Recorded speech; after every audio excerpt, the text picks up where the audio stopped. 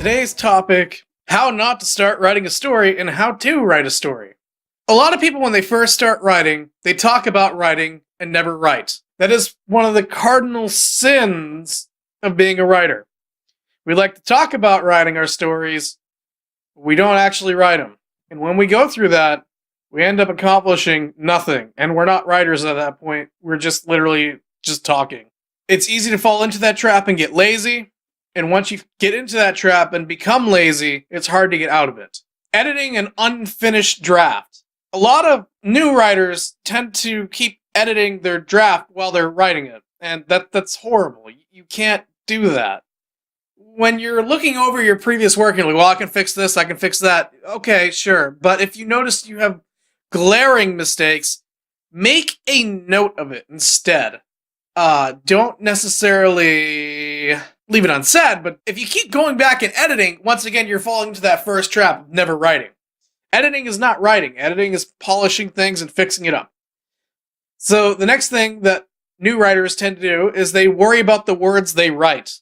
Now, I'm not saying be a shit writer. I'm saying don't worry so much about the words you're writing and worry more about accomplishing what you're writing. Your first draft, you want to be writing. If you're writing, that's great. If you're not writing, that's bad. If you're writing slowly because you're too worried about the words you're writing, that's bad too. If you're rewriting your sentences constantly, that's really bad. Having no affection for writing, but want to write. I say it like that because there's a lot of people out there that want to be writers because they want to be able to say, I'm a writer, and they don't really have any affection for writing. You can't write a book if you don't love what you're doing. And having no affection for it also means that you're risking something in that. You're risking being burnt out, and also your chances are your readers aren't going to enjoy it, and you're just going to bore them. Not to mention it's a big time sink and a waste of time. And you're not going to get popular doing this. So stop thinking you are. You won't become a popular writer. You just won't. Do you know how many people write books? There's tons of them. Go to your local library and look around and just picture behind every one of those books as a person. You think you're going to be the popular one in that group? Go try. So the next thing is running away from the first signs of pain. If you run away from the first signs of pain, you have an issue. A lot of new writers will discover that, oh crap, I made a mistake and this story doesn't work together anymore. And then they're like, oh, I'm not going to finish this. I'm just done. No, you can't do that. The next one is the critique is mean, so I don't want to listen to them. Well, if somebody's critiquing you, they're obviously spending time to read your stuff and give you a comment. You might want to consider listening. The next one, I think, is ridiculous. There's no money in writing. But there are these people out there that will write a book, and the only intention they have is market. They're writing the book for the market. They're writing it for sales. You're not going to become wealthy writing books. I'm sorry. If you think that somehow you're going to be this rich writer, you're going to become Stephen King. You know, it's ridiculous. Even if you're writing for a publisher, chances are you're never going to really get to the point where you're going to be like, yeah, I feel really comfortable doing this. I am financially secure and I never have to worry about my bills. Yeah, that's not going to happen to you. Get it done to get it done. Now, sometimes people, especially people that write ebooks, will write books simply to get an ebook finished, and they don't bother polishing it up. That's bad. Another one is disgracing your commitment to writing. And what I mean by that, it's not that you don't talk about your writing, or you don't plan on writing, it's that you forget about it completely.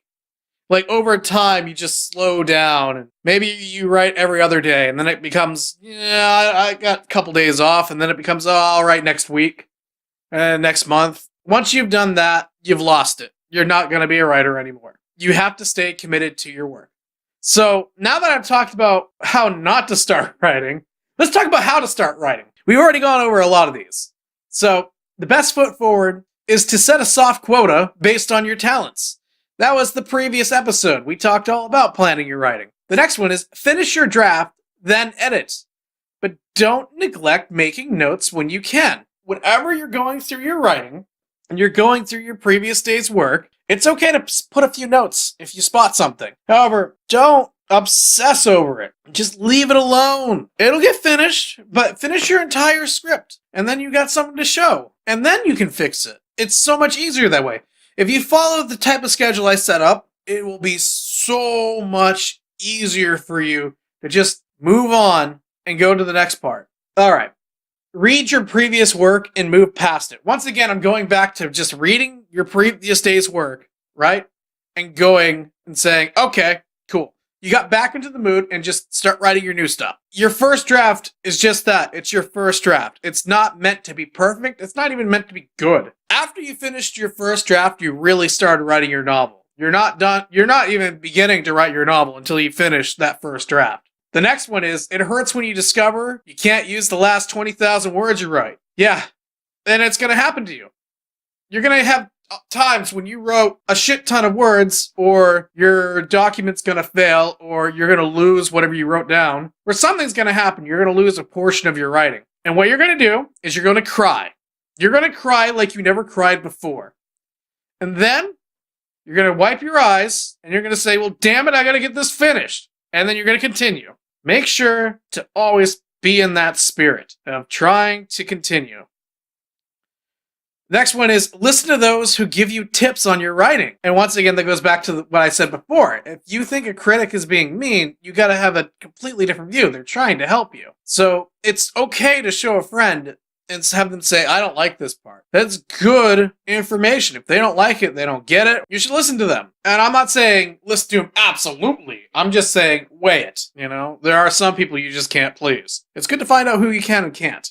Write for the love of writing. If you're writing for any other reason other than the fact that you enjoy doing this, you're not in the business for the right reason.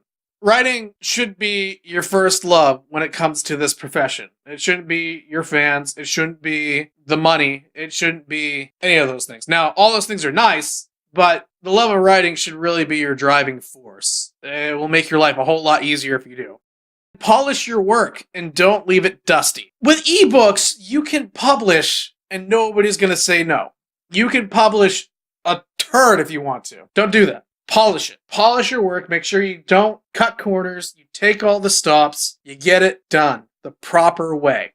And don't leave it dusty means don't finish it and say, well, it's not good enough yet. I'm going to leave it alone. I'll get to it eventually. I'll get to it eventually. I'll get to it eventually, and never get to it. Now, I am a huge advocate of having an editor. I mean, you should really consider hiring an editor. Everyone should. But if you don't want to hire an editor, make sure you do it yourself. Really. And do a good job on it. Because you're only cheapening the time you put in by not doing it. So that is all for this video. Now that we got this all figured out, we're ready to really dig into it. I am so excited to be working on this. I've been dying to do research, but I've been waiting so I can make proper videos and not fake this. This is legit. I'm going to legitly write an entire novel step by step and show you guys the entire process. Now, granted, I'm not going to do what I used to do with the videos and the live streaming and all that of me writing. I don't see the benefit of posting a 3-hour-long video of me sitting up there writing. So, with that in mind, like, subscribe, and smash that favorite button. And share it. Let's see if we can get 100 shares. Alright, guys. Talk to you later.